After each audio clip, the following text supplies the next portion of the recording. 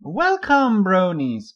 Alright, I know I have promised that I answer every one of Questionmark's question, and in particular this question.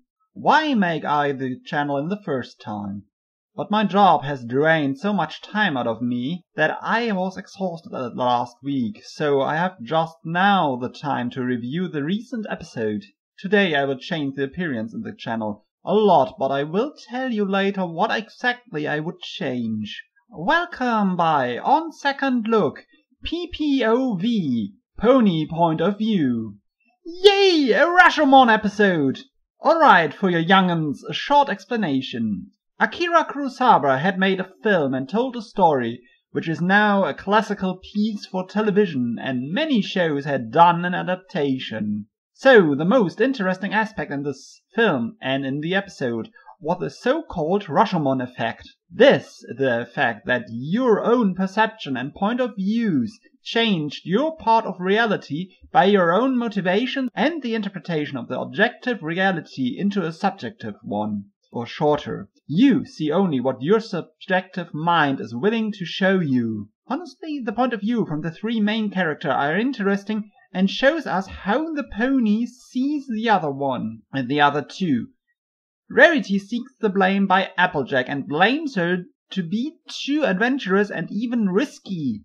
Pinkie Pie thinks that Rarity is to blame because of her extravaganza, and Applejack blames both friends. Rarity was too snooty for her adventure, and Pinkie Pie too. And Pinkie Pie was just about as helpful as a weasel in a henhouse. It is very good to tell the story from Twilight's point of view, and we all can join in the tension from Spike as he finally asks the important question. Will some pony please tell me how you made it back? For the characters, we don't get much more new stuff, but this isn't mean that I dislike this. But one thing I dislike. The solution was strange, at least. It felt that the writers have to smoke something weird to come up to this solution, right? Are you sure about that? Sorry, Applebloom, but a Deus Ex Bunyard out of the blue was the cause for the accident, and this is very surprising, and we couldn't think of it as a usual or even logical reason. So I think it's a little bit odd, right? This is plot design, but what character I have missed out? Right, the Bunyip counts as a character too, a remote relative from Stephen Magnet eventually. Right, a short explanation for all of you who don't know what a Bunyip is. It is a creature of the myths from the Aborigines, which lurked in the billabong and roped careless animals or even human into a wet grave. Their roar were scary at night.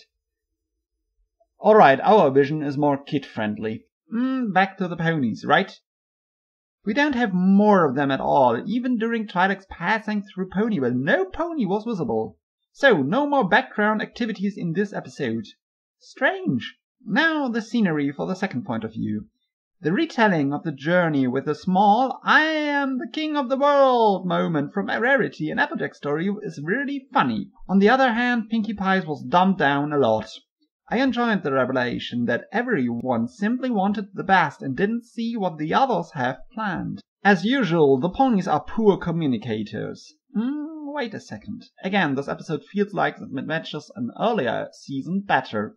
Eventually the first or second season. It could be an alternative script for this season, and it is ignoring many parts in the development. Starlight is missing again, and the whole village is very empty. Back to an important point. We don't see what really happened during the boat trip, so we have to interpret the three stories like Twilight to get the right story. But this is typical for a Rashomon episode. They challenged our perspective and interpretations for the perceptions. Insofar, it is well written. Now, the last point, the plot design. I was thrilled as I see the title in which way the writers would tell us the story. The setup for the tension to the top was great, and the anticlimactic solution for it was well planned. But the last point about the question of guilt was, yeah, it is good that none of the three was responsible for the misery alone, and that something that all three had mentioned in the story caused the accident. But this is a deus ex machina, what many authors had declined as a worse style element. We, as the audience, couldn't see this as a possible thing, so our expectations were shown up as blunders. Right, it supports the Rashomon effect very effective, but I think it isn't a good solution. It could be more like this. The combined actions from all three caused the accident. And this is simply a chain of unfortunate circumstances. Alright, I resume. As you always mentioned, my point of view is three-parted today, and will be for the future. The characters were well written and very fitting for this episode. Their own stories and interpretation were exaggerated, but never unfitting for them. The characters receives 8 out of 10 points. The scenery was minimalistic at best. In the stories and even in the background, no pony distracted us from the story, and I think this isn't a coincidence. For the Rashomon episode, it fits perfectly that we see only the few characters, so we have to focus on them. Scenery earns 6 out of 10 points after all. The last point is plot design. I love the Rashomon effect, and the episode shows it very well. The solution around the rescue from the 3 stranded ponies are very well written too. The Bunyip as the cause of an accident is a good way to introduce another mythological creature from an unexpected source. The plot design receives 8 out of 10 points. This episode was well written and very interesting in the build-up. The sea story was surprisingly good and dramatic, and from the different perspectives very good scripted. The hyping from a little tide wave to a giant breaker in all 3 stories is fitting for the giant impact that it had as a reason for the fight. Totally 7.33 out of 10 points. A good episode with good characters, good writing, and a weaker scenery. Now, my next change. I will not use question mark any longer. I couldn't bring it over me to force or even beg him for his appearance in the reviews, and will try to do it out on my own. I hope he will return sometimes, and that we could figure out how he could work as a friend in my videos.